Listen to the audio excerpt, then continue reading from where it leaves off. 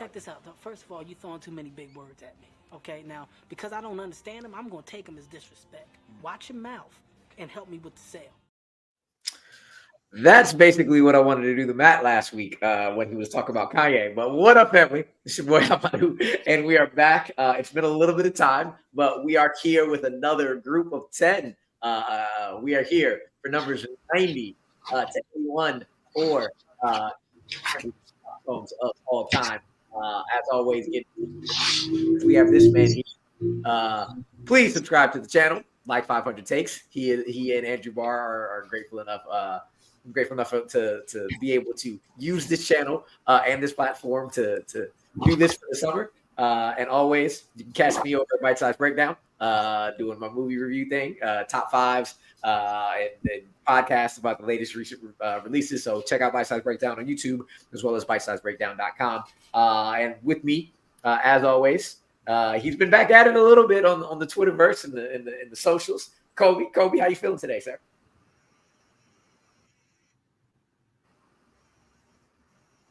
Oh, delayed? Not delayed? Yeah, he's delayed a little bit, but we'll catch him. He'll catch up. Yo, what up? It's your boy Kolby Mac, and I'm lagging. But it's okay. It's a Tuesday. It's hot. I'm blaming it on the heat. It is hot. Super hot. But your boy still looks good. It's hot everywhere. KB, are you hot as shit as well? Because I was hot as shit today. Brooklyn already lost, but we'll find him back at some point. KB, how you feeling? I'm chilling, man. The weather hasn't been too bad for me, man. I mean, a tad bit humid, but compared to New Jersey around this time of year, this ain't nothing. Yeah, I was in Atlanta last weekend, and the humidity was really fucking bad. The thunderstorms, however, I think this is the first time in quite a while where we've gotten back to the traditional Charlotte, North Carolina, biblical thunderstorms. I mean, last night was crazy. It was wild. It was fucking wild. I had to close the bathroom door because all I just kept seeing flashes over and over and over from my bed. Yeah. And then last but not least, I don't got to put up a banner because we're on the man's channel. As long as he's here and he can hear us, Brooklyn, you are taking the spot. Andrew had as the first white person on the show, so I appreciate you. How you feeling? Are you here? Can you hear us? I think I'm here. I was just gonna try and reset, but we'll see how it is now. Yeah, I am white. I am Canadian and I am white. But no, I'm excited. Like I was saying to you earlier, it's weird. It's weird being on the other side of this. Like you guys sent me the songs, but I don't know the order that they're in. So I'm curious to see where these have ranked. But I know that you guys have done a great job with this so far. Yeah, I'm excited. There's some good ones in here. Yeah. Speaking of good ones, Bar was supposed to be here, but we had to switch. And he said he knows the playlist. I'm going to say this now. It makes no sense that these are this low, but this playlist is a damn good fucking playlist. I mean, like front to back. Like looking at the sets of 10, I'll tell you, this might be one of my favorites out of all the sets of 10 we have. And with that, to kick it off, going with number 90, no ties today. Number 90, straight up, is one the distinguished gentleman that preemptively wanted to place himself at the not the penultimate, but the top uppermost echelon of the list this week with his vernacular and his vocabulary. One, Mr. T.I. What you know? I ranked that at 107. Kolby ranked it at 87. Kolby, let us know what you know about what you know. When there we go. If you hypothesize about the different ways that you can be able to put together and describe the Dirty South music, you can pontificate about all the things that makes T.I. so great. He may not have necessarily been my cup of tea, but when I was introduced to the T and then the I minus the P, because his formerly known as Tip when he was doing this thing, and the way he put it together, how could I not know that it was right to put him on the show and put him into this thing? And that's how Tip T.I. Harris does it. Exactly. As much as we laugh about Yeah, this man's nah, vocabulary. Yeah, go ahead. No, yo, T.I., I think in regards to like that Dirty South sound, I think this is where he reached out to me, right? I think he had a couple of hits that were like in the cut that were, if you knew and were from that part of the country, T.I. was like firmly in the, oh, yo, he's about to take off. And I think this is where he hit that stratosphere of crossing over and leaving the Dirty South and being like as Main Street hip hop as you can. And I think that this became like a part of that definitive sound of what South rap was like. And I think it's undeniable in regards to culture. This may not be my favorite, but I can't deny how great that it is. For sure. For me, I think this is one of his just up and down his best songs. I don't know if I'm gonna say it's my favorite outright. Like I really do love a couple of cuts from the album previously. You Don't Know Me, ASAP. Just they go hard as hell. But like the beat on this, it's the most polished version of everything you like about T.I. put together. And I really love the flow because you don't know me, dog. Just the way he put it together it was the time where he was like, you like my last stuff, you like my last shit. This is where I'm gonna show you how great I can be, how great I am. I really, really love this song. I think this is where he like just put his foot in the door and said, I can do the stuff of the Dirty South. I can do the stuff that reaches the masses. And I can't remember if this is when he returned from prison or right before he was going in, but he was like, I'm putting it down because I'm not doing this shit again. So either I'm putting it down else to lose. Yeah, nothing else to lose. I feel like that might have been down or going there. Yeah. I feel like that might have been before the whole prison thing. I wasn't really T.I. I didn't really catch on to T.I. until a little later after that, but definitely before the prison stint. I couldn't understand why he just kept getting in trouble. But I will say, even though he's not like one of my favorite rappers, I do feel like he has put together a very good catalog and has represented the South properly with his music at that time. So that's the only reason why he has not been on my list is because I didn't really get onto that T.I. wagon or T.I. train until way later. Yeah. For me, I think this is like right. I think this is where right at the start of one of like the best 3 album runs in hip hop. Like you can't deny King, T.I. versus T.I.P. and Paper Trail back to back were just hits. And I do think this is the song that catapulted him to that level. Brooklyn, how do you feel about What You Know in T.I.? Yeah, so this is kind of an interesting spot. Like, when it comes to T.I., I kind of like him both as a mainstay, as a feature, as a mainstay, or like whatever he puts out his own stuff, but also as a feature. Like I think the first time I was introduced to him would have been Justin Timberlake's "Feel My Love." But this one, like the production in particular, I was kind of torn because it's definitely very 2000s. Like it has that like heavy synth and heavy horns, but being a bartender and like kind of be like seeing like kind of the nightlife crowd, I would love to see this song kind of make a resurgence and come back because I think the crowd that's out there right now would really dig this. Like I would love to see this kind of get a TikTok trend. When I first heard it, because like I hadn't heard this song until today, this reminded me of like this is when you're playing at a timeout at like an NBA game, like your team's down by 4. We're throwing the song on and kind of gets you hyped up. So I did appreciate that in its context. I got to imagine that there's one other T.I. song that's probably going to be later on in the list. So this isn't my favorite T.I. song. But yeah, I think 90 is fair. And like you guys have it seem to be pretty close. So there's not as much disparity. I'm really surprised you haven't heard this because this is by far, I would think that his aside from the other one with Justin Timberlake, his most famous song. Like, I don't think there's another song that like people know outside of hip hop or in any region more than that. Am I losing my mind here? Or No, outside of like, I think this is it. I think this is his most universal appeal. I feel like this might have been the song that like you said, like his universal appeal, that the song that really kind of got his career moving up to the next level.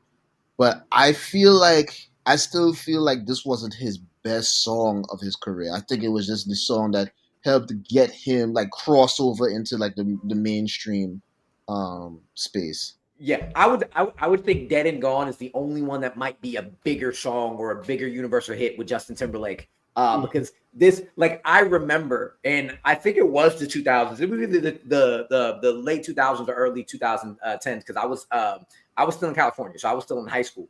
I was watching I was watching like one of the first like pop culture trivia television shows on MTV, and this like really straight laced, dry ass host was like singing lyrics, and he just said, and you don't know me, dog. Or he just said it. He just said that 4-bar line with the driest of fucking deliveries, and I was no like, yeah, flavor, no seasoning, no flavor whatsoever, and so I was like, yeah, T.I. made it. This was it. This was the one. His work with JT definitely it upped it a level, right? Like I think that like this is where he like opened the door to really going from rap star to like global superstar, right? And then you saw like that trajectory. I think like yeah, Dead and Gone, but like I think his best pop feature like rap had to be On My Love. Like that was hard as hell. Like it's still great. I would love to like maybe we got to do like another list of like greatest rap features that aren't necessarily rap songs, because that would be hard. That would be like really really good. There's so many I can do that R&B, but I will say T.I. always, you knew T.I. came on as a feature. He was up there with Luda and Wayne. No, I don't like Wayne as much as you and Busta. When you get him on a feature, he's gonna go off. 100% gonna go off. Was Swagger Like Us his song? It was his song. Swagger Like Us with Kanye, Jay. That was his song. Yeah, Swagger Like Us was probably the one that really had me paying attention to T.I. Not to say that that's the one that got nominated for the Grammy and they actually performed it on. Right. Yeah. That was the one that I was just kind of like, oh, okay. He really in here to stay. Like he not playing around. Yeah, I really like that Paper Trail album. I think it did him well.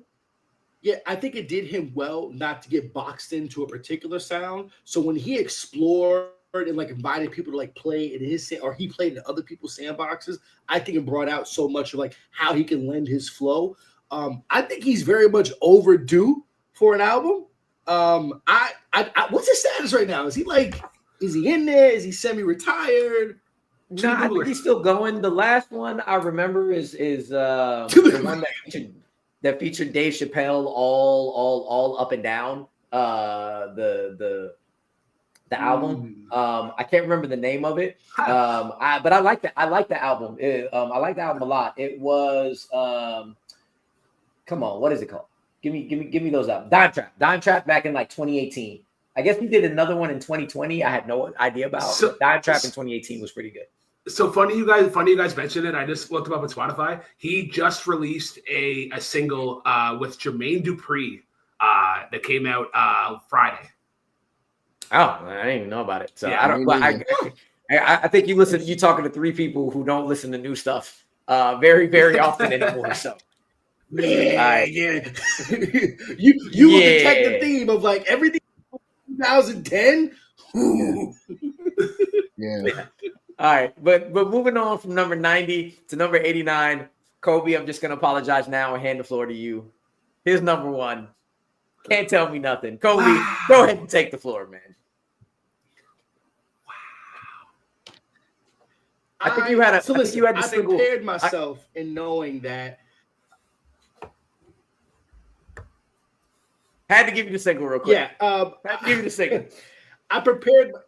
No, I appreciate that. I prepared myself for this. So while I'm mildly devastated, I recognize that my affinity for Kanye is different than most people. I think undeniably there was a certain period of time in my life where Can't Tell Me Nothing and the Graduation album did things for me that I will never forget.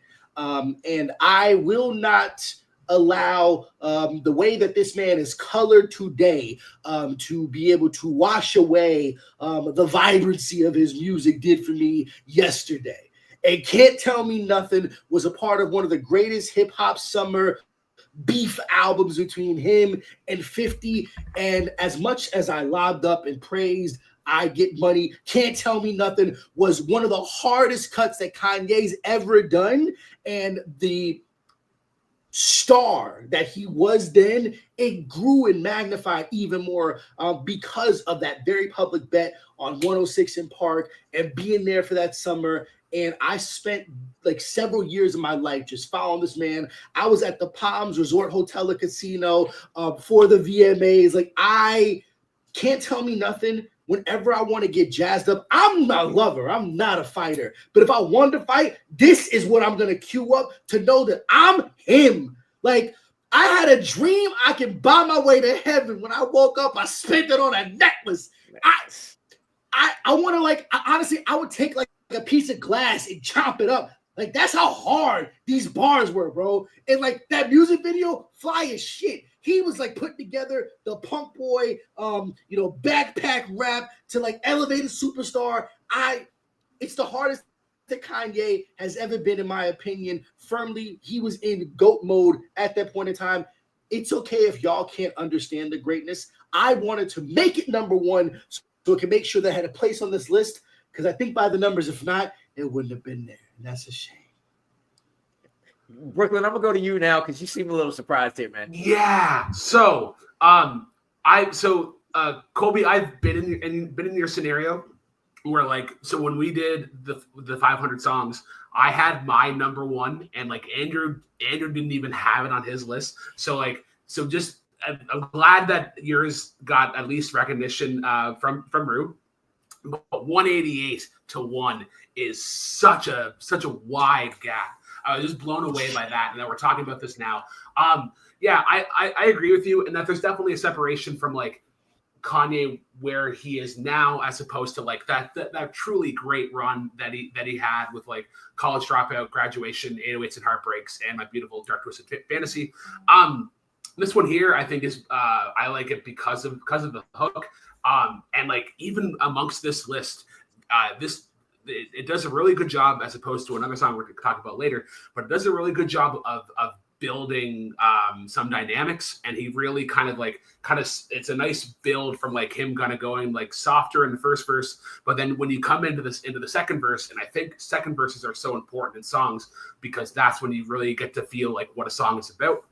And then you get to just his inflection and like, excuse me, was you saying something? You can't tell me nothing. And you just feel all the emotion that he has in that. And I think it just does a really good job. I'm glad. I've heard the song before, but I'm glad that it's in this section here. KB, I'm gonna go to you real quick. You didn't have it on the list, but before I go over why I had it so low or where it was, where you on Can't Tell Me Nothing? I might have to go over my list again because this definitely should have been in my top 20 at least. Whoa! Top That's not right there. Top 20. Yeah. My God. Yeah. For sure. I will say, I did say, hey, anybody need to change anything? And people were like back and forth. You did. It's all good though. And, I didn't want to get back into that mode of second guessing my list and everything like that because there's just so many songs. And honestly and truthfully, I should have just went through my personal playlist and just looked and see like all the songs I played a lot over the years. This song right here, I probably beat to death. Like, when that song came out, 2006, I remember it like yesterday. I had just broken up with my guy and his girlfriend who had helped move down to Atlanta. And I was like, fuck that bitch. I'm going to make it. And this song really pushed me through for the next, I want to say 4 or 5 years, man. Like that song was hard body production, hard body. The album, hard body. So I don't even understand how I didn't even have this on the list. I'm ashamed of myself, honestly. I wouldn't have put it at number one, but it's definitely in my top 20 for sure. So Kobe has it at number one. I did this. I hit the banner because here's what I'm gonna do. It's gonna be fandom number 20 because when I put that at number 20 for KB, it jumped all the way from 89 to number 20. So fandom number 20 for Can't Tell Me Nothing. Here's my overall reasoning why. Like I'll tell you this: when I first put my 200 on, my first original 200 without any influence, I did not have this song on the list. And then I saw Kobe with that at number one, and I was like, wow, number one. And then I listened to it and I went back and I think about 3, 4, 5 times it was on the list, top 100, top 50, back down to 150, back down. It just kept going up and down for multiple reasons. One, same thing, KB, why you probably forgot about it. This list is so damn hard in general with so many different vibes and so many different flavors and so many damn great songs. But on top of that, one, I think Graduation is even though it's still like my number 3 out of that like 4 album run, I still think it's underrated as shit. I still think it's hella underrated. But there's so many Kanye songs that are so damn good in that 4 album run period that like I kind of went with you a little bit, Kobe, where I was like, I got like a lot of people's stuff, but I can't just put like Kanye, especially because I have a lot of other artists who I personally have above Kanye, even though I love him. Like, you got your Nas's, you got your Lupes, you got your J's, you got your Pacs, you got your Big. Kanye's up there. But there's so many damn great Kanye songs that personally, I immediately went to, I think, 2 other ones that I had that immediately was like, this is high and this is hella high. And both of those songs are higher on the list than Me for Can't Tell Me Nothing. And then just trying to fit it in places where you have so many, like, again, Kanye is not in like my top 10 rappers of all time. He probably would fit in like 15 to 20 personally. So that's why. So it was like after a while, I was like, there's no way I can't put Can't Tell Me Nothing on this list. Just turn Kanye off and just got Jeezy going, ha ha, yeah, the whole time. You going. You get one of the best rappers just to do ad libs. Like that's it. Exactly. Well, So the story is that the I- ad libs were already on the track, and I forget. Okay. Yeah, the ad libs was already there, and Kanye was like, "Yo, give me that," and that was that. it's a fire Yeah, I song. think when I was putting together, when I was putting together a list, I was thinking of like different songs of Kanye that I wanted to be representative without like the entire list being Kanye. And I find this to be, wow, this to me is one of his hardest songs. Obviously, I know that many people don't consider this the greatest Kanye song, but I think where I wanted this to be representative on the list to be able to get it at least to where it was, it's like, I know that there's Kanye, that like there's a conscious part of Kanye that I think is gonna, like, I believe so, is gonna end up being much higher, right? This is like the most like hood and like street and just hard, and the fact that this beat 50 like by a lot, like this destroyed like by a lot. Yeah, I had to have it, man. I take 89. And it's Phantom 20 and Honorary 20 on top of that. Honorary 20, yes. And any other final thoughts? And trust me, don't worry. We might do that with a lot of other songs on here, and we don't care because we love this song anyway. You gotta have something to adjust on the fly. Like we had the whole like scratch thing where like Andrew and I are both allowed to take one song off, and like this definitely makes sense. And like because even like now like this list could change like 2 years from now. Exactly. 2 weeks from now, 2 days from now. That's how that works. All right, we're gonna go from one of Kobe's favorite artists of all time to, if it wasn't for Lupe, my favorite rapper of all time. This one hurts me a little bit. How low this is, just a tad bit. One Love, from Nas. I have this at 36. KB has it at 152. And I am going to start off with, this is very similar to Graduation to me, but at a like nth degree. I had to stop myself from putting every single song from Illmatic on this list. Plain and simple.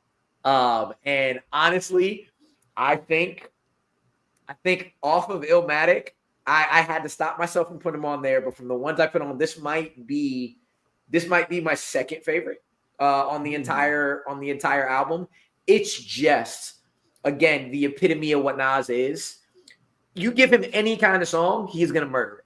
You give him a hood song, he's gonna murder it. You give him a just straight conscious song, let him rap bar for bar. You give him a storytelling song, he'll give you something like fucking Rewind, where he spits the story backwards. But this is one of the truest combinations of love for his brothers, love from where he come from, and a storytelling anthem. On top of the fact that it's mixed and produced by Q-Tip. Bar sent me a YouTube video of a dude trying to redo the production off of it, because they had to do like a double tape sampling where they had to like play the original song, and then hit record on a blank tape, and then hit pause, and then try to run it back and do the same thing and hit it perfectly. Just what goes into this song, and feeling like every single one of the dudes who he's writing to.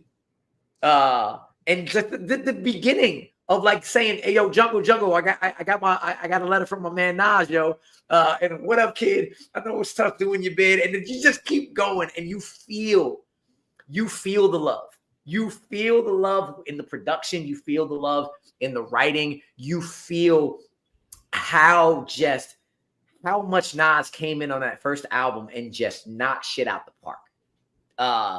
And you said Can't Tell Me Nothing is hood. This is a different kind of hood. It's not strong. It's just, you feel like you on the stoop.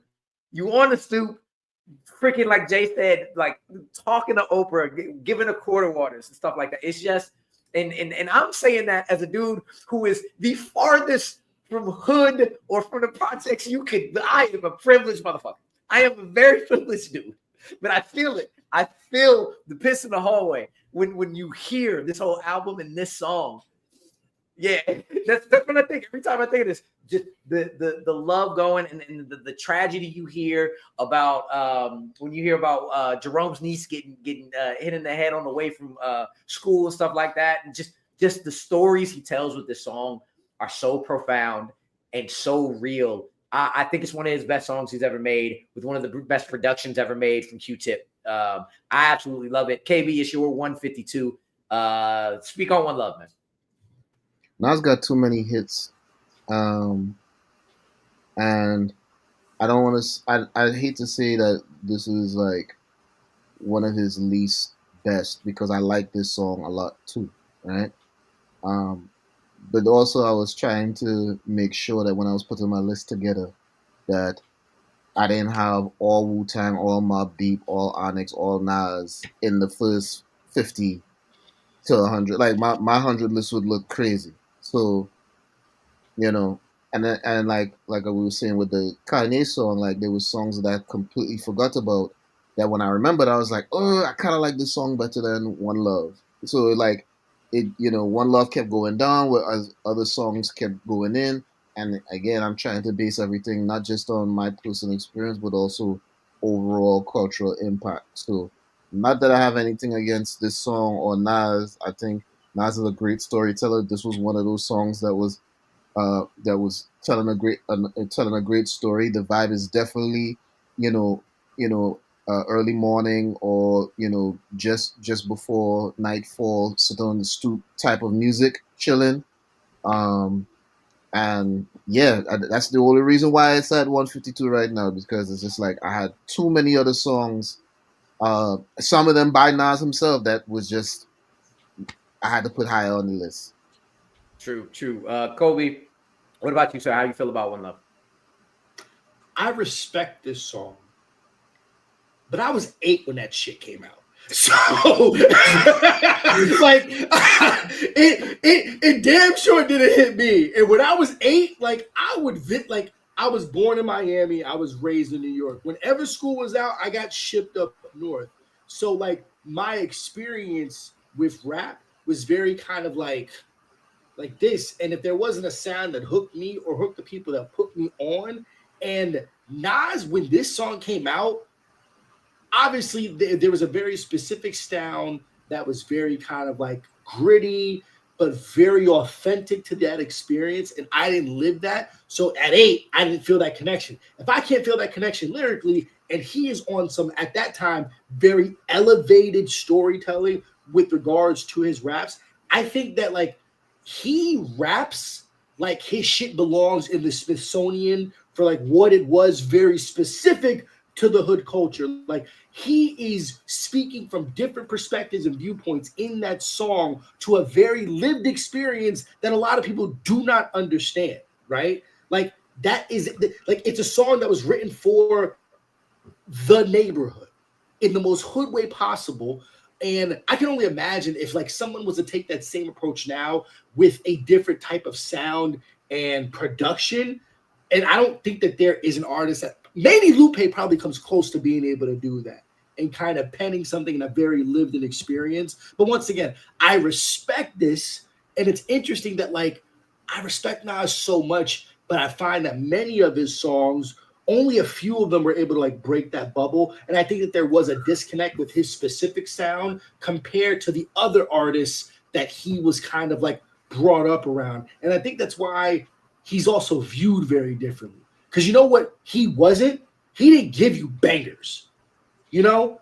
That's crazy to think that somebody who would be considered like a top 5 rapper didn't give you bangers.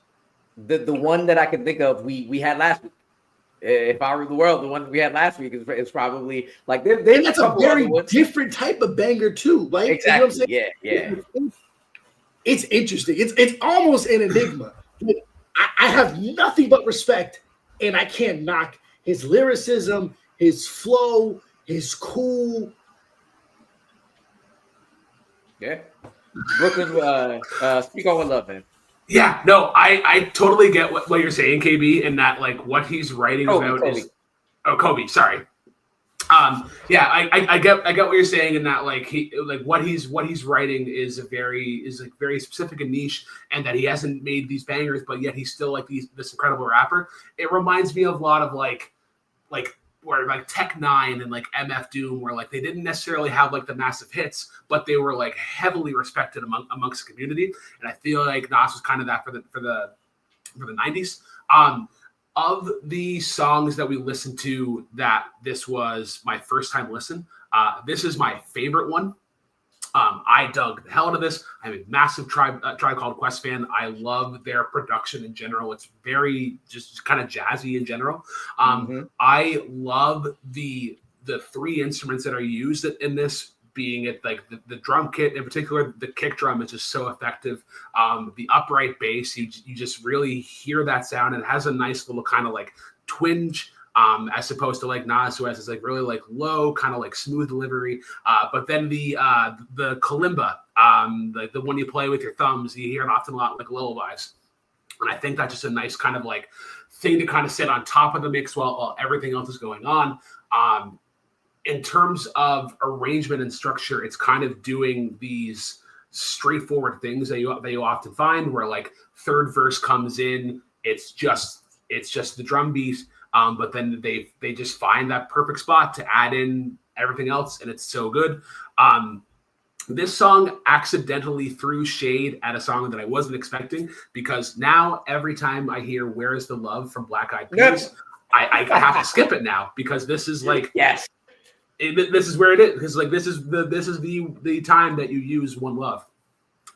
Last thing that I'll say, because you guys were talking about it earlier, "If I Ruled the World" is a better song. So when I saw that one pop up last week, and I was like, man, we need to swap these.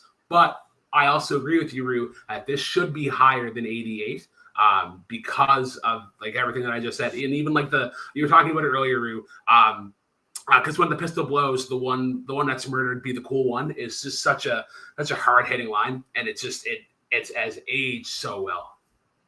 I would never agree that If I Rule the World is better than One Love, but it's not. So whatever way you put it in order, I get it. I wanted to look up the samples. You got the jazzy sample, "Smilin' Billy Sweet" Part 2 by the Heath Brothers, but also Tip put in "One Love" by Houdini in here as well, and sample both of those songs into it. I love the jazzy sound. I love the lyricism. I looked at the list. It is number 3 for me as my favorites in terms of off of Illmatic. I got 2 other songs on there that I like more than that. But going from this, y'all might call it recency bias. I'm saying 5-10 years down the line, we gonna be right.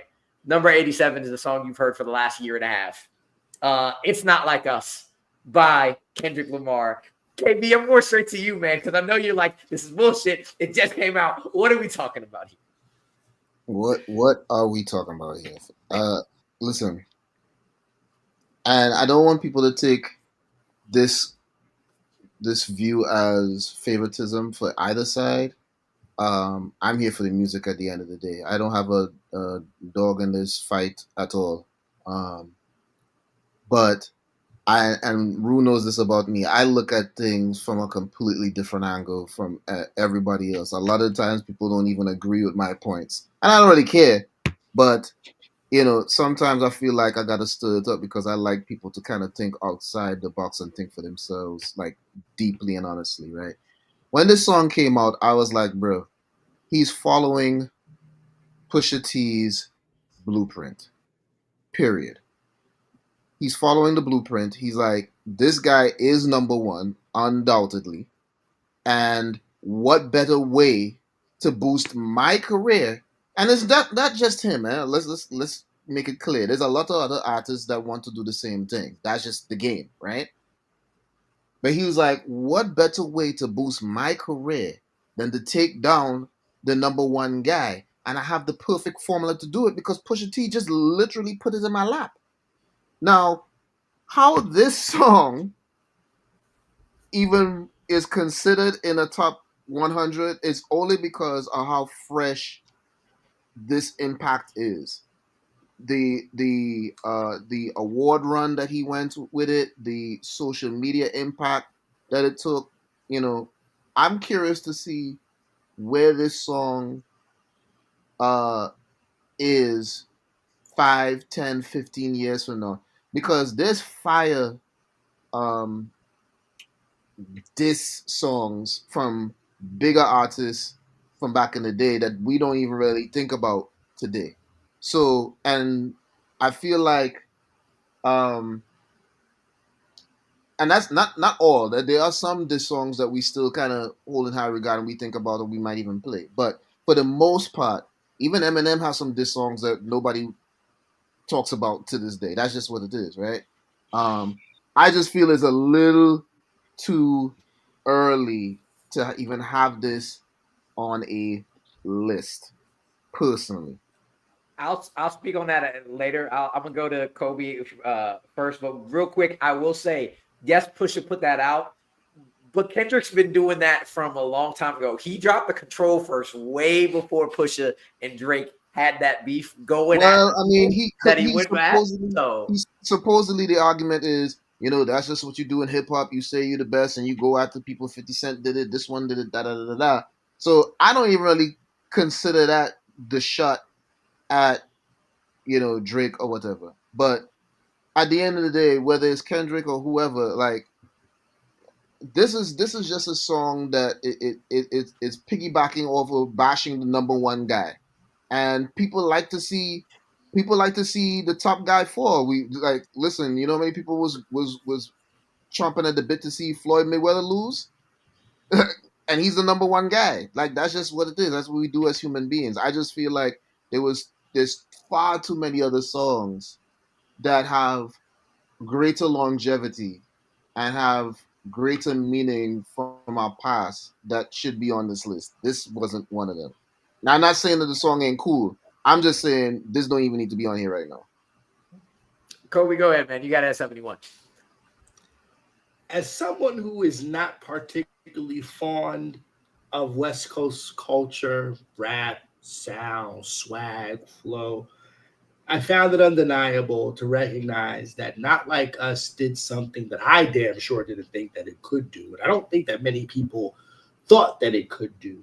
I think that in general, K. Dot is respected as being top 5 of rappers today. I think the appreciation of his music was a blending of his consciousness, his particular style of lyricism, and a flow that it sounds like LA, but it does something a little bit different, right? But then also at the same time, he necessarily didn't poke the bear, right? Like he didn't just come out with Not Like Us. It built up. And it was the first time that we had a beef of this magnitude between two undeniable top 5 artists in the entire rap game going out and unabashedly, no holds barred. And there was a diss track that crossed the beef into mainstream, so much so it was played at the Super Bowl. The man just took his tour in this song with an encore at Homeboy's house in Toronto just last week. I can't, like, if knowing where this list was, and I'm thinking about Damn, and I'm thinking about other stuff from Kendrick, and I'm just like, the song is great. Now, I would think that when we think about rap beefs, you close your eyes. I cannot not think about Ether. This beats Ether in its cultural significance. Ooh, even there, I don't know. I don't know about that one, man. In its cultural significance, I think so. I think one, when you can have 100,000 people sing together, like, I think that A minor is probably the coldest diss like hit ever. It's one of them. I'll say it's one of them. I don't know if it's the one, but it's one of them. For me, like, we may or may not be talking about Ether down the line, so I'm gonna hold off on that. I'm gonna just say I disagree. I'm gonna just say I disagree in terms of like being more culturally. For me, I had to put it on the 200 because I'm actually like KB for the most part. If you just came out with something, I'm like, give me 5 years, give me 10 years. But he dropped 616 in LA. Then he dropped Euphoria, which I would not be mad at somebody if they argue that Euphoria is a better song than Not Like Us. I go back and forth sometimes.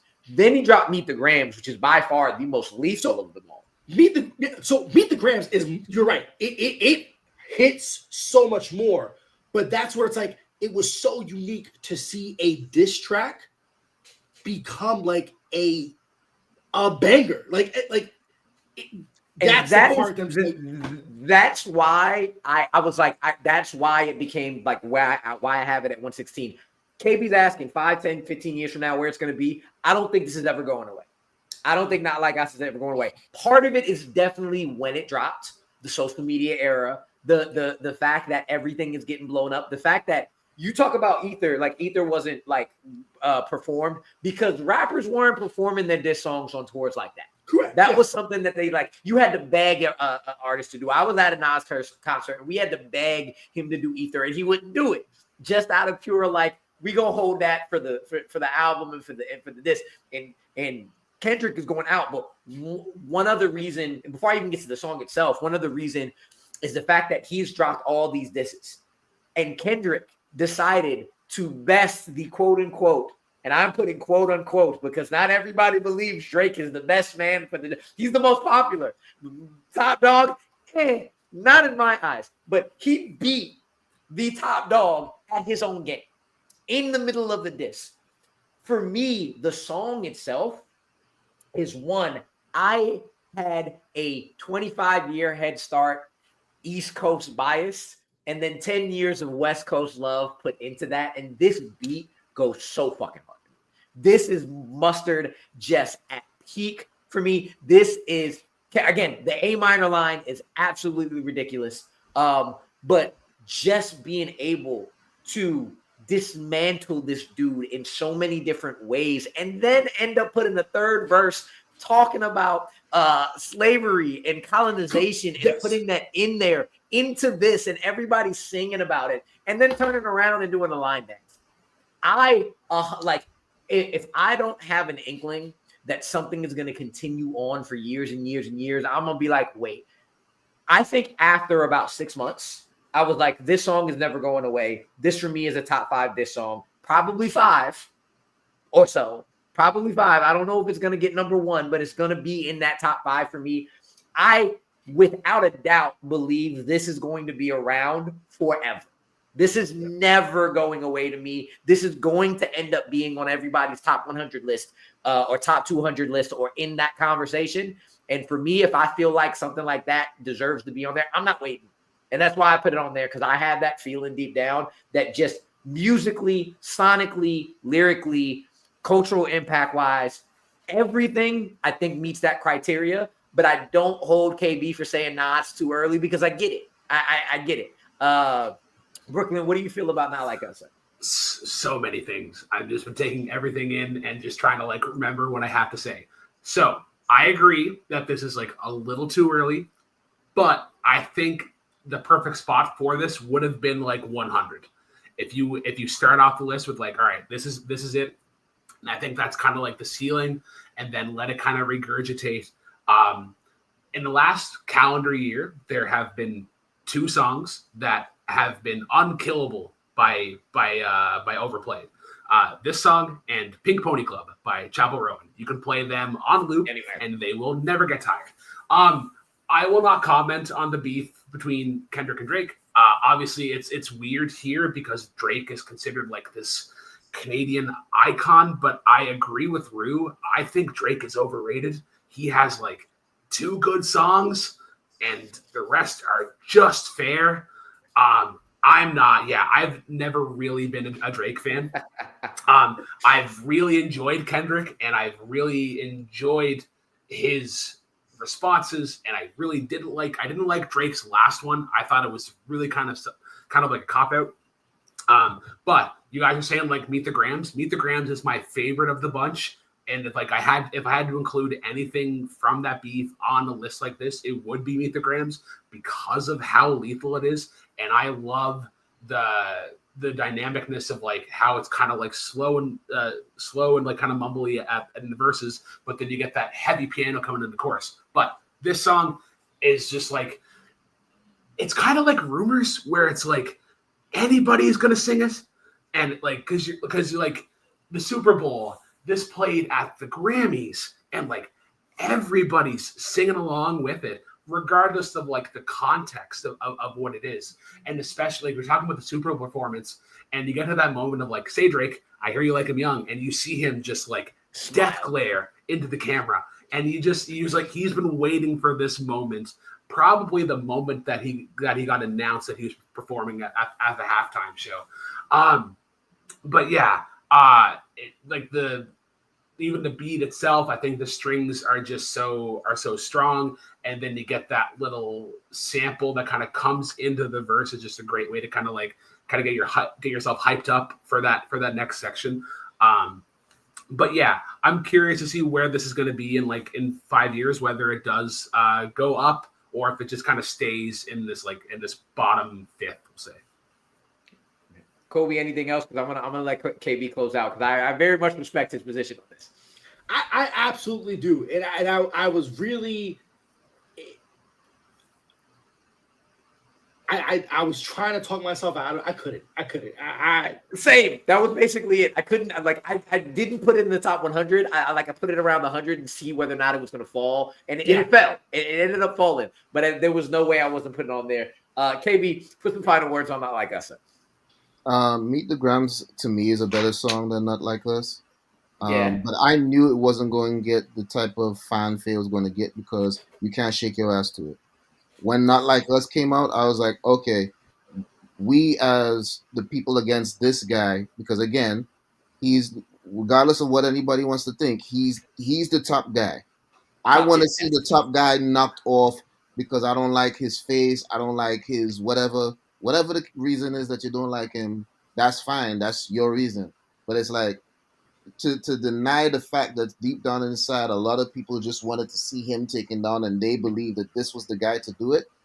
Yeah, that's going to overshadow anything, and I feel like that kind of overshadowed the beef for me a little bit. But that aside, being as old as I am, and I've seen some top artists go at it like this and had really big bangers as a result of it. Yeah, it's different back then because you didn't have the internet and all that other stuff.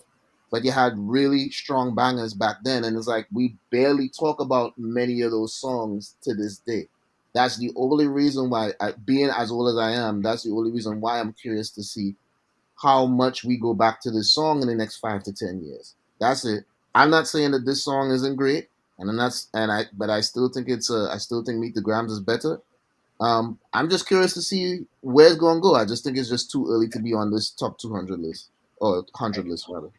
I'm not gonna hold you on that at all, not one bit. We're gonna move on from this one to honestly one of my favorite inclusions in this list that I was like, I don't know if it's gonna make it, but it did, and every time I hear it, I just feel fucking good as hell. Gossip Folk by Missy Elliott featuring Ludacris. I'm gonna go over to Kolby. Kolby, you had it at 52. Speak on it. Yeah, I mean, as I was building my list and I'm thinking about the artists, and I think we're just quintessential to like my love for hip hop. Missy, greatest female rap artist like ever. I think that one, even if I'm stacking her up against other like male MCs, her sound doesn't feel like she's trying to emulate anyone else, right?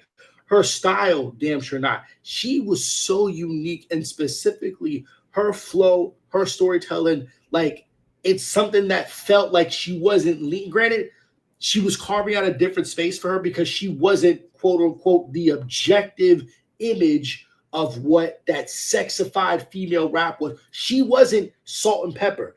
But there was also like this kind of sex appeal to her. And I think Gossip Folks came in like another chapter towards her career where she was becoming a bit more comfortable leaning into her sex appeal, which I found really, really dope. You know, she lost a little bit of weight and whatnot. She's hearing all the chirp and stuff. She had been away for a little while, and like she's just nice. And I felt like that, you know, like we kind of carve out with those. That's what I love about albums, that you could really see the progression and like these kind of like, you know, what age and refinement does. And I think in this like third season of her career, when she put out this and Gossip Folks, like she was embracing something where she's like, yo, just so y'all know, I went away and I'm still here, right? And also I look always been fly, but now I've lost that baby weight and let me talk my shit. And I love how fun this song is. I love how fun the music video is. It's got Luda and his features are always dynamo. And I absolutely love this, and I love all the dance and everything like this. Like this is great. Yeah, this definitely is. It's 133 for me. Luda's verse alone probably put it up 20, 30 spots. Once upon a time in Cali Park, where they live fast. Oh man, in the dark. There was a little bit of a name, Chris.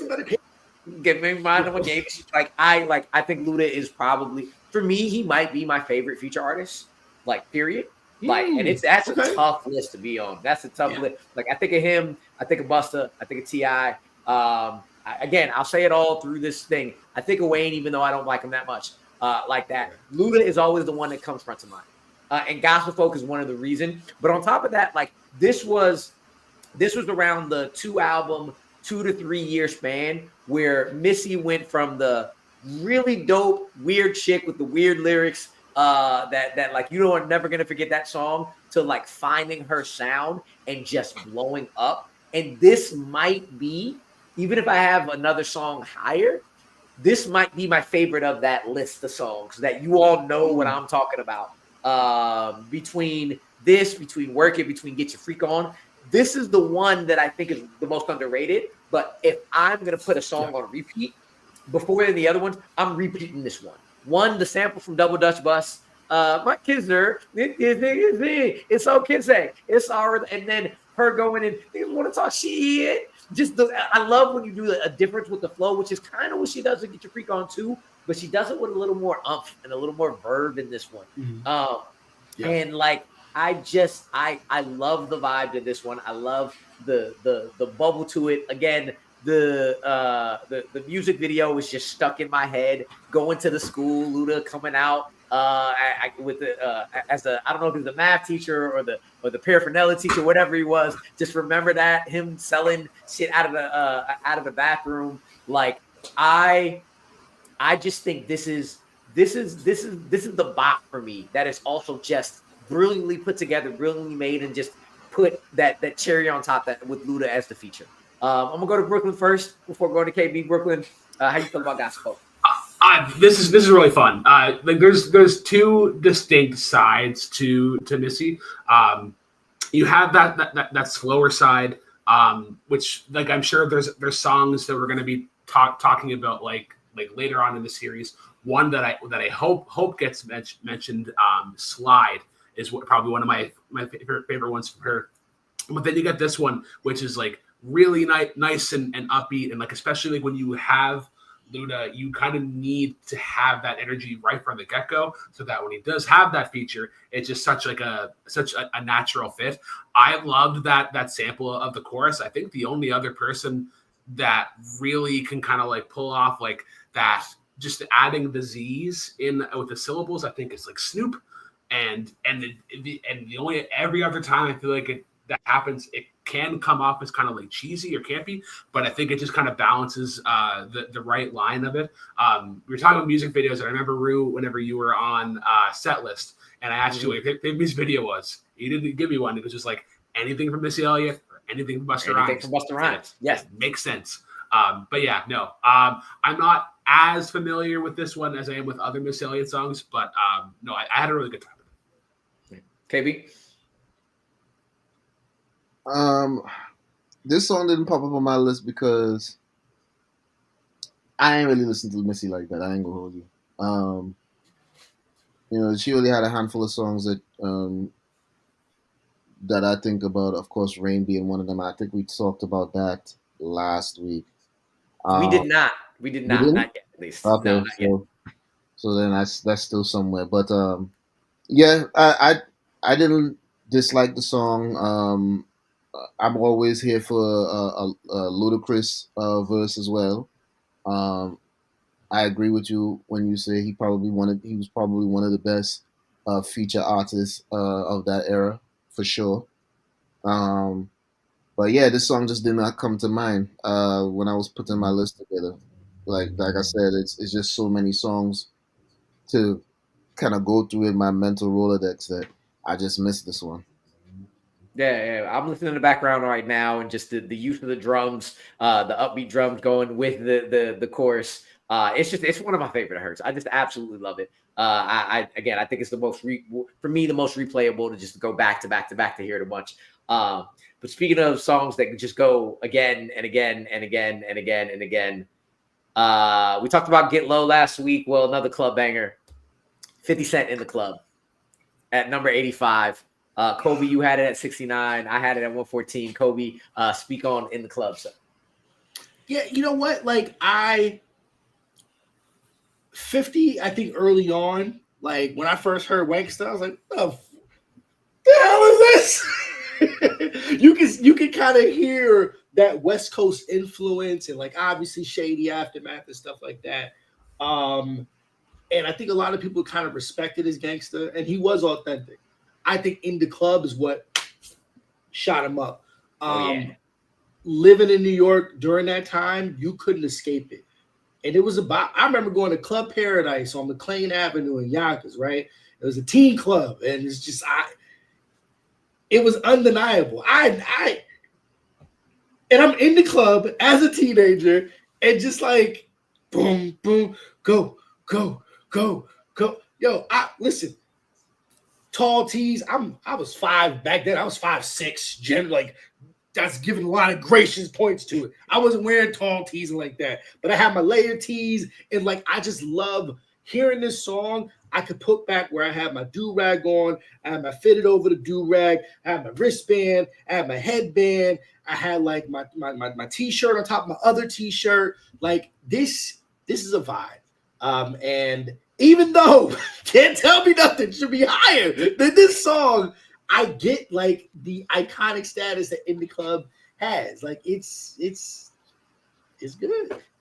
This is where I'm at. I'm at the same place as you. You said it was undeniable in New York. It was unescapable everywhere. I was in high school in Oxnard, California, and my dad probably still plays it as much today as he did back then, 5 times in a row. Like it ain't nothing. Every birthday party, any celebration, this song is going on. I'll be honest with you. This is one of the songs that, like, culturally, I could not put on there. But if there was a way for me to sneak it off the list, I wanted to so badly, because this is one of the ones that got played over and over and over. And I was like, I'm done. I'm done with this song. But it's undeniable. It really is. I can't not just, anytime I hear 50 talk through that little dimple in his, I just can't not think of Dave Chappelle. I got shot 9 times. I'm just laughing my ass off with him doing that. I'll bring this up just because, like, I one of the reasons I like this channel is because I did a music debate and somebody picked In the Club as Dr. Dre's like best production in the 2000s of something other than his or whatever, and I like went against it because I personally like If I Can't better, because I think it's a version of this beat sped up and a little bit. If I can't do it, ho, make it. Like, I like that song better than I like In the Club. I think, I'ma take it to exactly. Like I like In the Club. I can't not have it on here because of how damn big it is. But for me, this is one of the songs. Like, if I'm listening to 50, I'm either skipping or not putting on a playlist for 50 because there's a lot of other things that I love better. But I can't not have. I just couldn't do it. Like, I had to be here just because it was and still is the song for birthdays, the song for clubs, the song for celebrations, the song for anything. So, KB, go ahead. You didn't have it on your list. I wish I could be like you, but I couldn't. Yeah, man. I mean, again, this was another one of the songs that 50 has that I did not think about when I was putting this list together. Not because I don't like the song. It's just too many songs in my head. And it's a shame that I didn't put this song on the list. It probably wouldn't be. It'd probably be lower than 114 though. But I still remember. So 2003, this song come out. So yeah, I was still in the club, and man, anytime this song came on, dudes already had their drinks. They two-stepping with their Hypnotic in their hand. Y'all probably don't know nothing about Hypnotic, but like, it was a vibe. 50 at that time in the club was killing. What Up Gangster, all other stuff was just killing. Mm-hmm. That whole album had bangers that would play in the club. After bangers after bangers after bangers.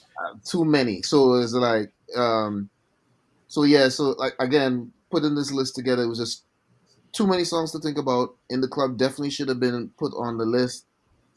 Sorry, 50, forgot about it. But but yeah, I definitely have some 50 Cent songs that rank a lot higher than this in my list for sure. As much as this song got played everywhere, I'm glad you were able to forget about it, because I never can, even though I want to sometimes. Brooklyn, In the Club, sir. I know you know this song.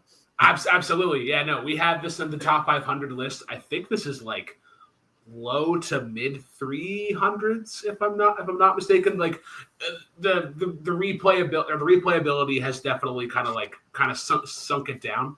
And then it still gets played. Like I hear it at work at least twice a week. When this song came out originally, I was a little bit young. This is 2003, so I would have been like in middle school. So I remember talking to people that were in the bar scene like when this came out. I know I think I'm the baby of the crowd. But I remember talking to people who were in the bar scene here, and they said like they would pay the DJs extra money so that they could play it like 3-4 times in one night. That just the atmosphere that this song has, and especially like if you're just walking in and you hear this, you feel like you're on cloud fucking nine. And it's just from the moment of like go, and it gets you hyped up right away.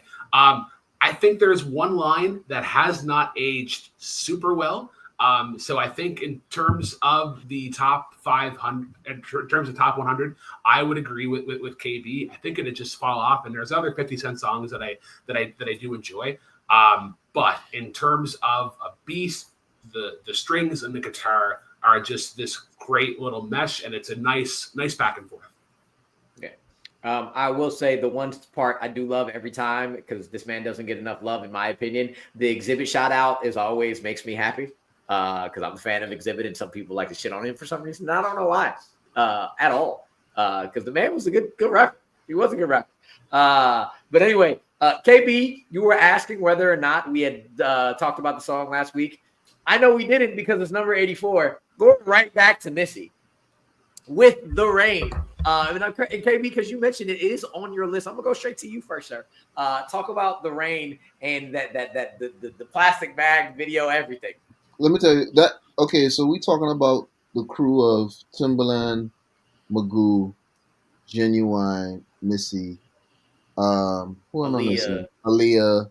Like, they were coming. First of all, like they bum rushed the music scene quietly, if that makes sense. Like they didn't come in loud and strong like like the Wu-Tangs or the Mobb Deeps or Onyx or anything like that. Like they came in like under the radar and then just popped up, and it was like holy shit. Like, and Rain definitely represents that, where we were hearing beats we ain't never heard before, right? Like we was like, wait, what is boom, boom, boom, boom, boom, boom, boom, boom, boom, boom. Like what am I listening to right now, right? And then the hook comes in. I can't stand the rain. I still remember when I first heard that song. It was because I had like, okay, showing my age here, but I used to have my radio clock set to wake me up early in the morning so I could get up and get to school. And it would be on Hot 97 because that was the number one hip hop R&B radio station at the time. And early in the morning, late at night, they would play new songs, and that was one of the new songs that popped up. And as soon as I heard that song, I jumped up the bed like, yo, what is that? What is that? Who is that? Then the video drops, and I'm like, I want to say that, like, I feel like that video was the start of over the top videos, like, Yeah. Like from an artistic value and like a production value. I want to say that was, if not the first video to really start taking it to another level. And not to mention, like, that song was so good when I went to check out the album. I thoroughly enjoyed that album from beginning to end. As a matter of fact, I think I might go and revisit the album because it's been a long time since I have. I might go back and revisit that album. But yeah, man, Rain just had such a big cultural impact on me and the people around me at the time. So it had to be put on this list just for that reason. Yeah. Brooklyn, there's a reason why I said Missy Elliott videos, Busta Rhymes video. I don't care which one, because both Put Your Hands Where My Eyes Can See and this came out in 1997. I will say Woo-Ha came maybe about a year or two before, so that might have like Got to all in check. But those two videos coming out in the same year was when like the videos just started going. Kolby, you have this at 53, man. Yeah, I mean, because I think that this is what this made Missy.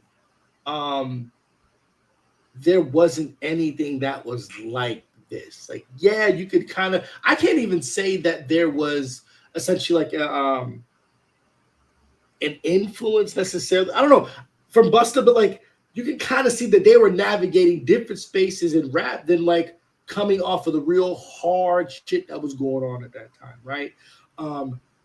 She isn't a part of like East Coast rap. She wasn't a part of West Coast rap. This was something completely unto itself, and then also an exploration of like just like she wasn't going to allow herself to be objectified, and there easily could have been a push to mold her image to be like as successful as like to give her like the biggest runway to kind of be able to do it. She wasn't Foxy, you know, she wasn't Kim, nothing like that. This was something that was wholly different. And then she was still able, and I love that, like, one, the visuals kind of amplifies like the song itself. Cause like there's some folks that if you just try to listen to the lyrics, like it's some weird shit. But we kind of like this, right? Because the beat so hard, right? And that tempo, man, we may have to do another list of like greatest like producers ever. And like Timbaland and his sound, like they just, the synergy was so dope, you know? Yeah, so for me, like there is a 1990s song that the first time I heard her on it, it was from this R&B singer. It was a one-hit wonder, and she had the last verse on it. And like Diddy was in all in the video and everything. I'm trying to find it, but I can't. But it was my introduction to her. And she said some wild shit on that verse. And I was like, what? Okay, cool. And then this song came out. And one reason, like, it's not on my list is because of beep, beep, who got the keys to the Jeep? My dad was like, that is tight. And I'm like, what the fuck is she talking about? What do you mean? I feel the wind. 5, 6, 7, 8, 9, 10. And then as I got older, I was like, I don't give a shit what she's talking about. That's just fine. It is so damn fucking good. It can make no fucking sense. But it's one of those songs when I was like, it's undeniable that I like this song, but also I'm kind of sitting here like, huh?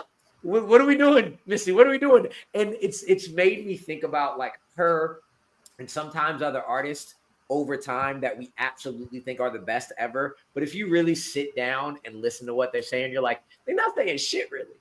But you know what? They make it sound really fucking good, and the wordplay is great, and then you can like dig into some stuff, but they're not saying shit, and we don't care. So that's the reason it's off my list. But this shit is undeniable. This song, this video, everything about it. Having I love the 90s when you have every single person in the industry in the video to help you. Lil Kim in there, Total in there. I think Aaliyah was still around. She was in the video. But I'm gonna go back to this, man. This beat and this sample is so damn hard. Like Timbaland is, I think, my favorite producer, and this is one of the reasons why. Brooklyn, go ahead. We talked about Missy already today. The song you do know on this list. Talk about the rain and its weirdness and epicness. Yeah, absolutely. There's a lot of things. One. Kolby was talking about like the synergy that Missy and Timbaland have. Hip hop in general, there's a lot of like strong relationships. Ones that we'll be talking about many episodes to come. But like Missy and Timbaland feels like one of the strongest. And that's considering like they weren't even like officially like a group. It was always Missy, but like Timbaland producing. Andrew is right. The sample of this is incredible. The rain and the sample of this are both on the top 500 list for us. Rue, you stole the line that I was gonna say. Beep beep, who got the keys to the Jeep? I always laugh whenever I hear that because it's just like only Missy can pull that off. When I was listening to this song as well, I was trying to figure out what Timbaland had for kind of like a staple or like what kind of his tag was, because those are pretty popular. The one that I always go to is Pharrell. Anytime Pharrell produces a song, it's always the counts 5 in and then it goes right. Yeah, it goes right in. I might also agree with you, Rue, though, that I would probably leave this off of the top 100. I like it, but I wouldn't say that like this is like an all-time great song. I have fun with it. Like I was driving today, so like there's in where I'm from, there's this area called like Victoria Park. So there's like it's like a boardwalk where like on one side is like kind of like grassy sort of park, and then the other side is like rocks and like the bay. So it just like when I hear the song, I want to be driving in a Jeep, windows down, and just blaring it because like I don't give a fuck what anybody thinks when the song pops on. But yeah, this is a good one. Yeah. Any final words on the Rain and Missy being here at 84? I'm good. Yeah, it's a classic. I like whether or not you have it on the list or not. It is one of the undeniable ones. Going over to number 83. Yes, she always has random artists in her videos. All the Brat, everybody was in that damn video. Everybody was in that video, just like everybody was in the Not Tonight video that we talked about in honorable mentions. Going to number 83 with some artists that spoilers. Definitely the first time, definitely not the last we've seen them on here. I'm a little that it's so low, but you know what? It is what it is just because they are so fucking legendary. So fresh, so clean by the one of the best duos of all time, in my opinion. I think I have this all the way down to 38. And I'll tell you this now. This may or may not be. I don't even think this is my number one. This is my highest rated song for them. But if you just want to just feel cool and smooth and just like I'm gonna go straight to the bridge. We are the coolest motherfuckers on the planet. My, the sky's falling. Ain't no need to pay. Like this is it's so good. It's so good. Yeah. And I think this, you talked about relationships, Brooklyn, the synergy between Andre and Big Boy is just so damn fine. Just, it is everything. It is absolutely everything. But starting with the I think it's a hi-hat. Brooklyn, you know better than I. I'm going to bullshit my way through the instrumentation. But that with the pianos going through and just everybody's seen that meme of like that pimp walking to the barbershop when he talks about walkthrough and he just starts dancing. This is what I see every time I hear this song. That's the meme I see. If I was smart enough, I would have pulled it up and just let it flash on the page. But I got a lot of shit going on, so I didn't do that. But anyway, just going from Big Boy, who again, I'm gonna say this a lot, underrated as hell because he has to stand next to Andre. But arguably, Big Boy is a better rapper than Andre, depending on what song you talk about, who you listening to. And it's just going from that and switching over to Andre having the last verse, going into the bridge and the refrain. Like, it's just wait, say that again.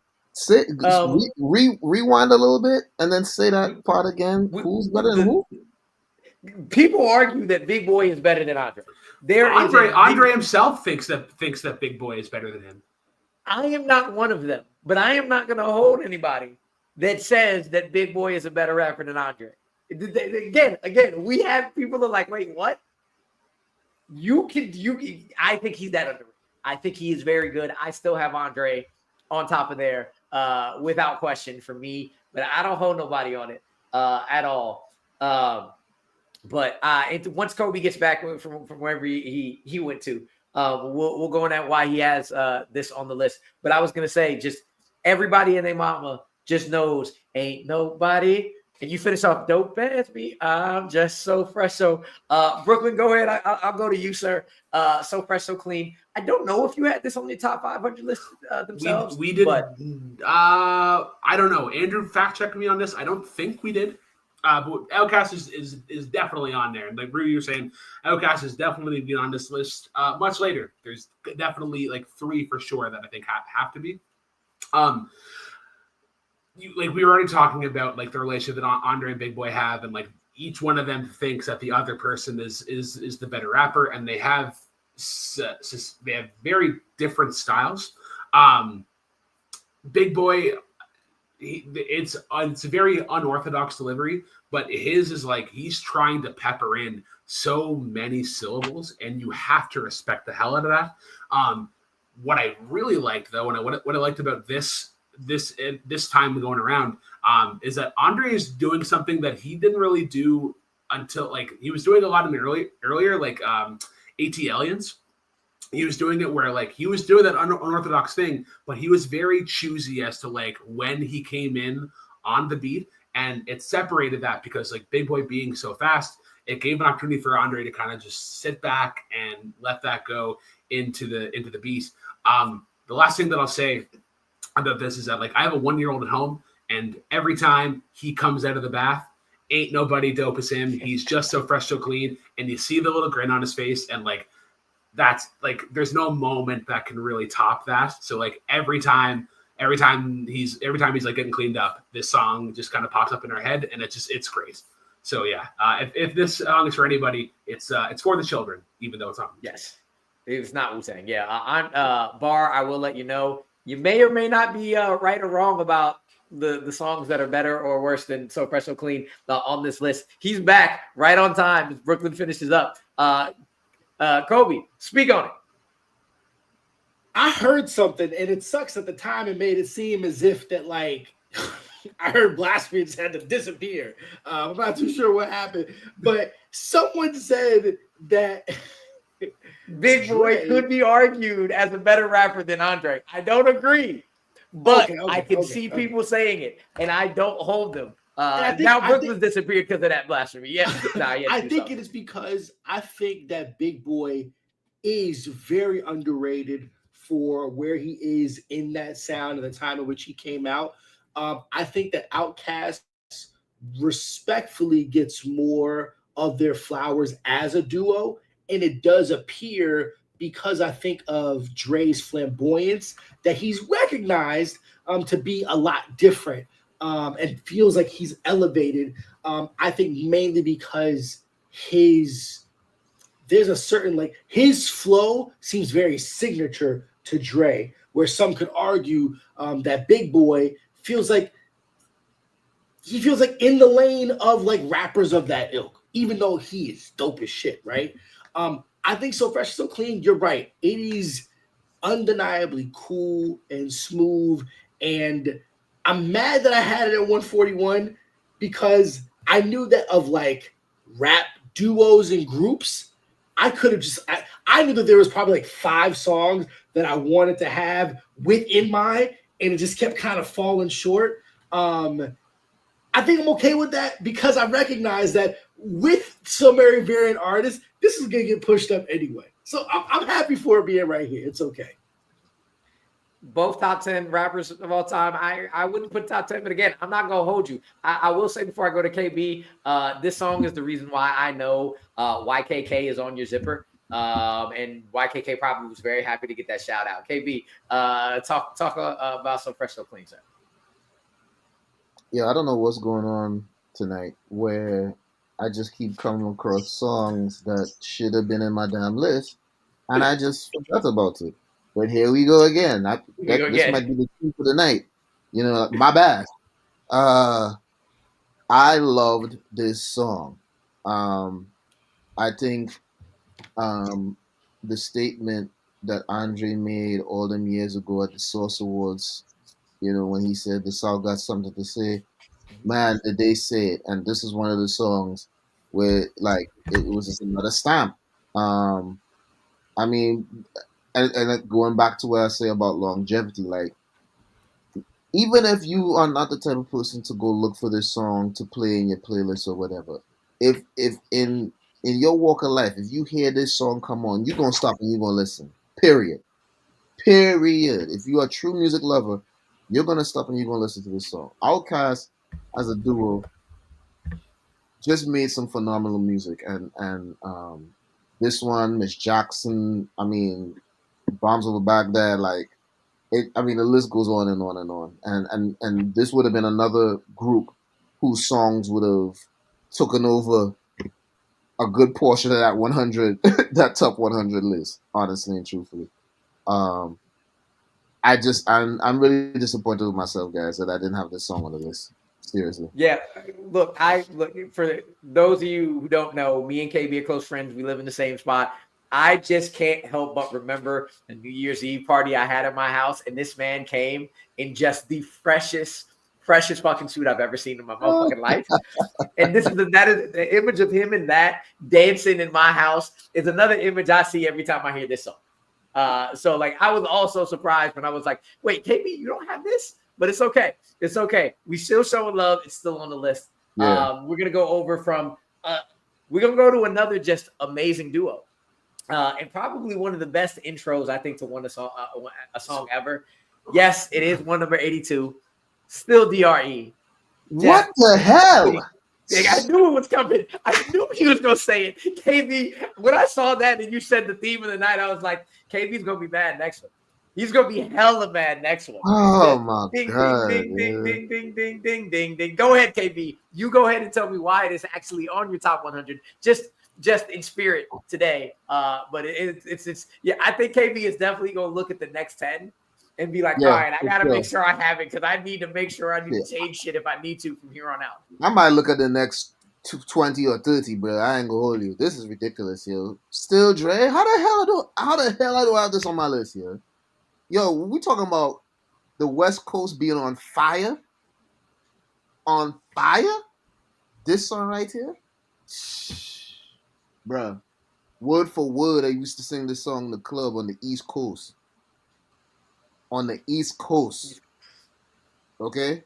And again, I'm saying this as this wasn't even like the best song, but it damn sure wasn't the worst. Nowhere near it. I think Snoop and Dre was the killer 1-2 punch at the time, yo. Like I don't know who else really would really think to go head to head as far as like album release or singles release with these two individuals, between Dre's production and Snoop's lyricism, and I guess DOC's writing too for Drake. You know, Hey, I was gonna wait till I said something, but if anybody saw the BET Awards, Snoop just got the Ultimate Icon Award at the BET Awards, and one of the first things he said was, "I want to thank Dre for letting me ghostwrite. I'm still Dre for him." Yeah, Dre was on the stage, like, dude, really? Yeah. I mean, it is what it is, yeah. And I mean, we're not going to entertain this this topic right now, but it definitely requires more conversation about our greats when we talk about hip hop. And you know, back in the day, they were saying, yeah, if somebody else is writing your rhymes, you was trash. You know what I mean? But like clearly, that's not the case when it comes to just making great music, right? Like we knew Dre. We knew Cube was doing it for NWA. We knew Dre had Jay-Z and Snoop doing it for them. Yeah. And we didn't care because honestly, like I saw the recent list of like best West Coast rappers and stuff like that. And they have Dre up there. I'm like, he shouldn't be up there like that or that high because he's a producer who raps. Right. He's a producer who raps. So like you can put him lower on the list, but we didn't care that nobody ghostwrited for him because the music was so damn good. Right. And but the other thing about that is because he's a producer, right? He has to be able to know what lyrics go good with what part of the song. That's still his job. So to me, that doesn't take anything away from him at the end of the day. But yeah, man, the theme for the night is KB been fucking up his list. So he about to, as soon as it's done, he's about to go look at all of the next 80 songs. Like, what did I not put on there? I'm looking at it right now. I'm gonna look at it right now. Brooklyn, I'm gonna go to you before me and Kolby talk about why we had it on the list. Go ahead, Brooklyn. Okay, so Dr. Dre is my favorite producer in hip hop. He has made some of my favorite beats. I know one of them is going to be talked about much later because Rue and I have talked about how great that song is. But in terms of songs from this album, this is probably my fourth favorite. Like, there's three others that need to be talked about, and I'm sure they will be. The whole like ghostwriting thing, I think, is just that's indifferent because that doesn't really matter. I'm going to sound incredibly white whenever I say this, but the example that I think of when it comes to like writing doesn't matter is like Elton John, incredible artist, had Bernie Taupin. write all the songs, and he just composed off it, and it's great. And like it makes we sense. fucked without John Hard, so it's okay. At least some of us did. So. Okay, yeah, and like it makes sense that like that Snoop goes to for Dre on this, because like especially when you get into the chorus and like the rhythm that he's using, like "And I Still Got Love for the Streets," it sounds like something that Snoop would write. And like just that intro and how it builds up everything, and it's like, guess who's back, and then you hear the drums for the first time, and it's that snare, and then there's the big wall of sound of synth that comes in. It's just a great way to go from 0 to 100. On re-listen, the thing that I noticed on the end that I really liked was there was this faint, like, I think it's called like a speaker box or like a squawk box. If you've ever seen like in live performances, you'll see a lot with guitar players. They'll have like the mic set up, and then there's like this tube that's right off to the side, and that they blow into that. They kind of make this like unique sound. The best example of it is, I think, Bon Jovi, "Living on a Prayer" is kind of the most prominent example. But you hear that at the end, and like I never noticed that this time around. But yeah, like Dre and Snoop Dogg, peanut butter and jelly, peanut butter and bacon, even. Just you can't have one without the other. Yeah. Brooklyn on here. Why I have him on here? Because when I bullshit instrumentation, I just go to Brooklyn and let him explain it actually for us. That's why I have him on here, just in case you're wondering. But Kolby, you had it a little higher than I did. You had it at 81, still DRE. I think kind of circling back to what made me consider, and not only consider, I put it on there, but why I took it as such great value to what Kendrick did with Not Like Us. I think that even with my East Coast bias, there's some records that just like, that shit is cold. Brooklyn, what specifically is that the keys? Like yeah, like the piano, like the yeah. When you hear that, I feel like I'm about to go rumble. I feel like I'm about to go roll absolutely. up on somebody and then I that's not me. But I feel like whatever like alternate persona that lives inside me, right? Like I remember one of my first gigs when I moved out to LA right after high school. Remember that show Yo Mama? With Wilmer Valderrama, the Snap Show. I was on there, bro. I was a PA. I was a background actor. They put me on an episode. I was Kolby from West Covina. Ain't never been to West Covina in my life. I put Bill GRE on, and I'm like, hey, yeah, Buster, I'm talking about your mother. Fuck you, bro. Like, that's like, it makes me want to put on like a flannel and just have it only buttoned up at the top, right? I want to have some creases in my jeans, and I just want some like black high top Converses. Like, there's an undeniable swag to this song that just had to be on there. That's like Snoop is very consistent in like my story of hip hop. Right? Like I used to wear his clothing line all the time, bro. You find that all up in Burlington. You know what I'm saying? So it's like I had to pay homage. There's another song with them too that I'll tell you, and maybe Brooklyn, I'll tell you afterwards if you're going to know, that didn't make the list. And I was like, damn, I really wanted it to, but I don't know how it didn't. But anyway, know this now. I'll let you know. I'll let you know afterwards. Right. That I was like, damn, really? But okay. The only thing I'm gonna add on to this is that during the Super Bowl performance, when they were like getting right in the middle of the mashup between everybody, and you just started hearing din din din din din din, everybody knew what was coming and everybody was ready. Everybody was ready. I think that's about the time when the Crip Walkers started coming. The Synchronized Crip Walkers almost started to come out right after that. It's just one of the best beats, one of the most recognizable beats. The lyrics are absolutely amazing. I can't not mention that I also do think that Jay helped ghostwrite on this song too.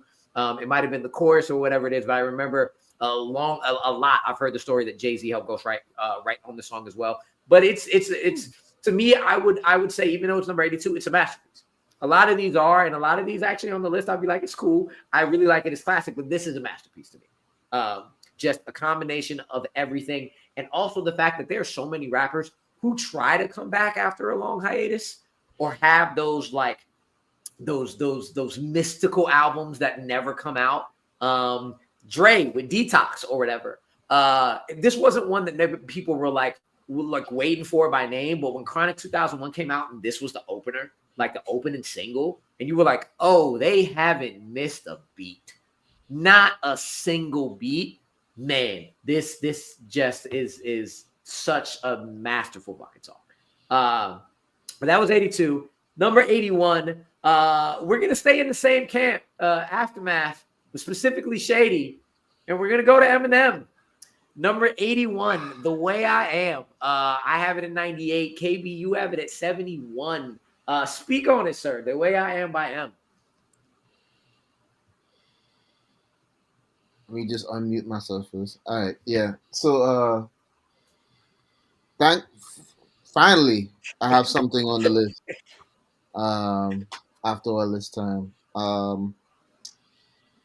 there's another song that may be a little bit higher from M, in my list personally, but I felt like this was another banger from M that spoke to a lot of his stands, but it spoke to me too, even though I wasn't an Eminem stan. I do find his ability to connect words in ways that we don't think of while telling his stories still amazes me to this day. Really, like he always seems to come with something new on every song that he does, whether it's a popular song or not. And The Way I Am played on the radio constantly.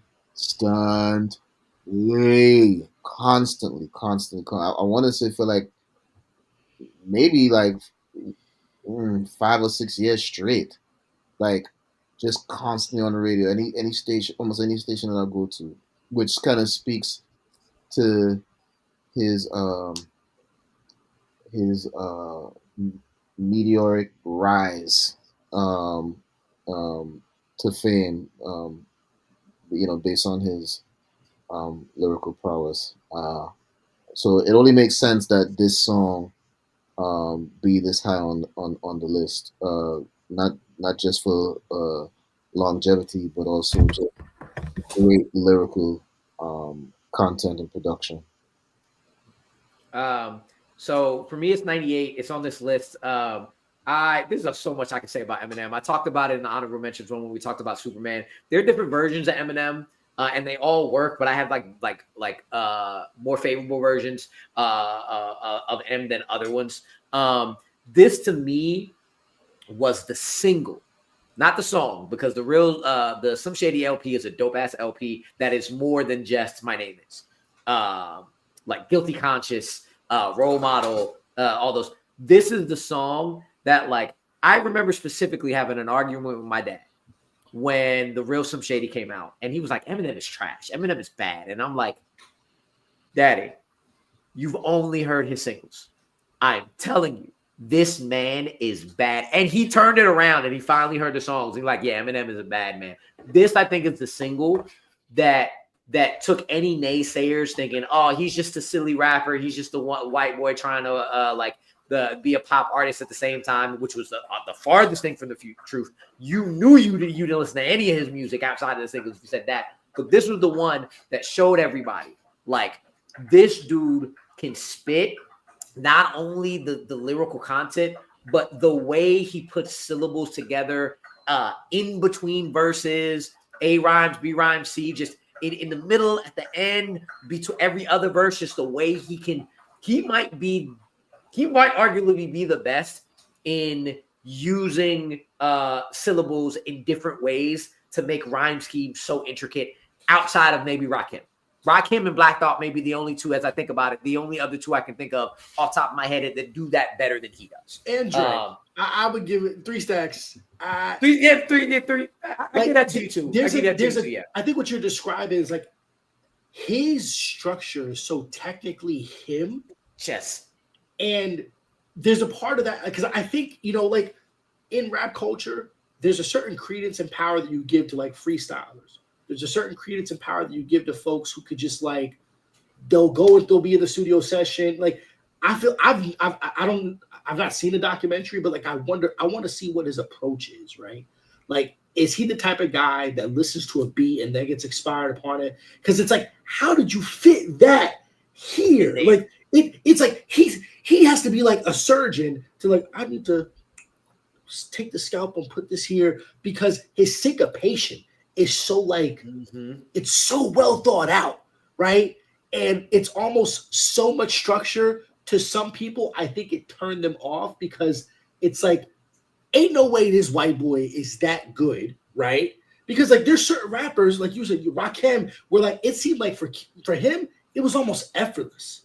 There was like this kind of smooth, like it would just roll off his tongue, right? And for other rappers like Twista, it's just like it's a part of, like, I'm not gonna call it his gimmick, but like that's a part of what makes him work. But when it came to M, it was just like, because you saw like the more poppy shit, and I think that's like he came at a time where the industry wanted to elevate him, right? And he was trying to battle that, because he's like, damn, I'm really, really good. I'm deserving of this.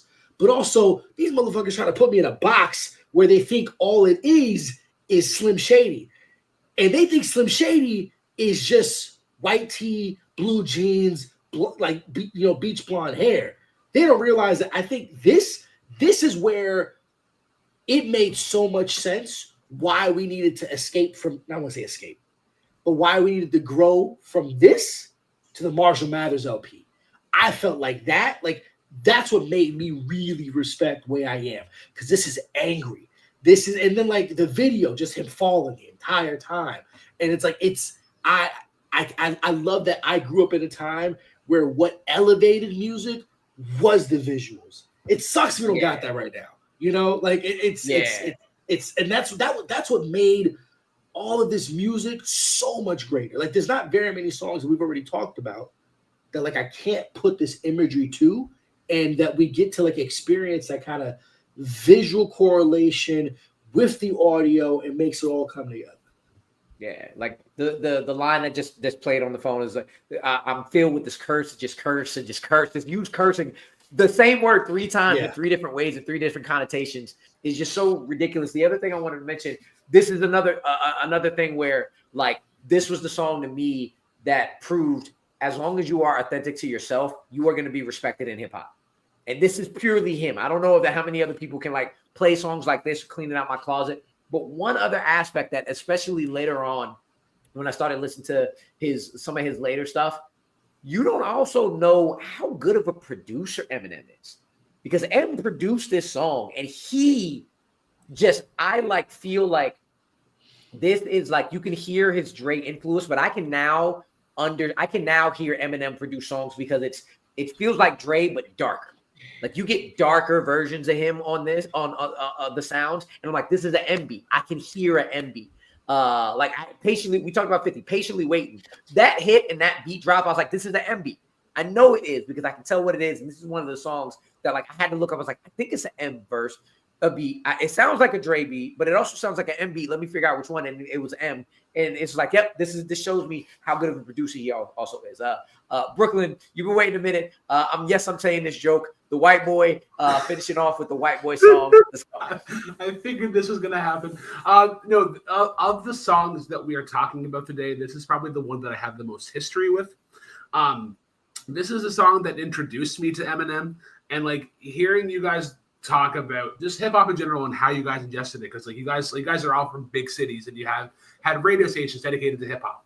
I am from a province that has less than 200,000 people. So our radio stations were rock, country, and like 80s pop. If I wanted to listen to hip hop, I had to go to Much Music, which is like the Canadian equivalent of MTV, and wait for a music video to pop up. And this was the first one.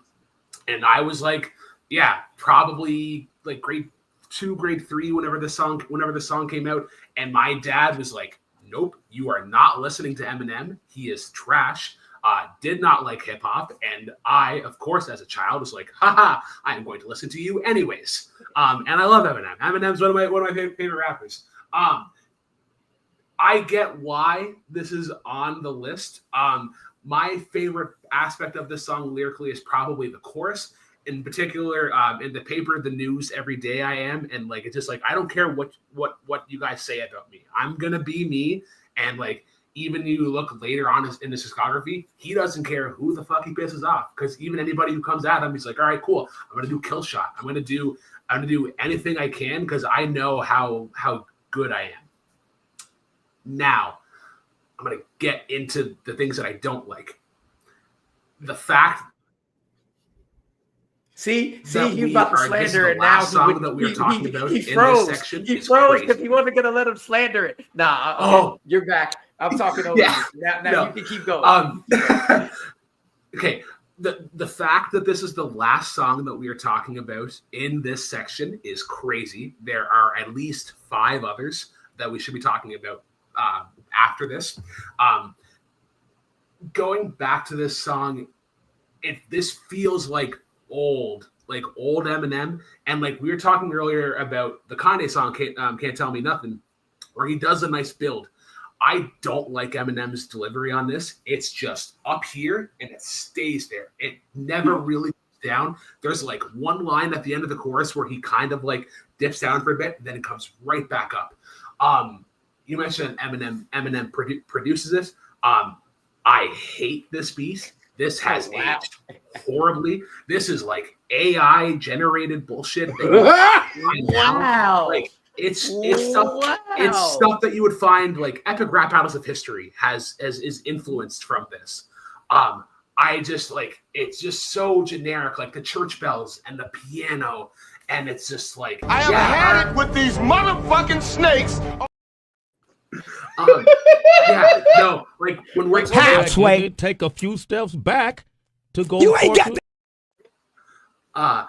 No, when we were talking about Eminem, there is like, if this is here, there needs to be 5, arguably 6 other songs that need to be in this section, and like Rap God is the only one that I'm like, you can leave it off, and I wouldn't be mad.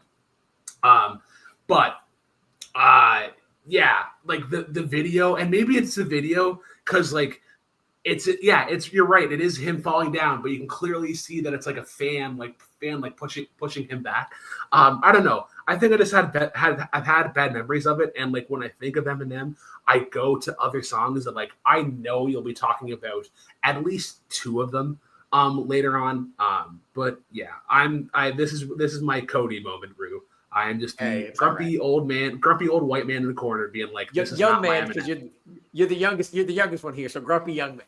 Yeah, it's all right. I absolutely love the song. I do have like I think 3 or 4 higher on the list from this 10 this week. But anyway, any final words before we get into just a recap of the 10 on the way I am, gentlemen?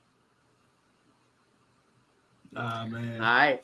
This was a good 10. Like this This is, to me, is a damn good 10, and it has a lot of variety too. You got down south, you got East Coast, you got you got West Coast. I love it. I should have said it up top, but I didn't, because not everybody's gonna go through an hour and 48 minutes of this all the time. Scheduled. I know we flipped last week, but we are scheduled down for 80 through 71 next Monday, back at 7 EST. And if we switch, I'll let you know. I'll put a Big Sean Swerve on there again. I love this 10 as well.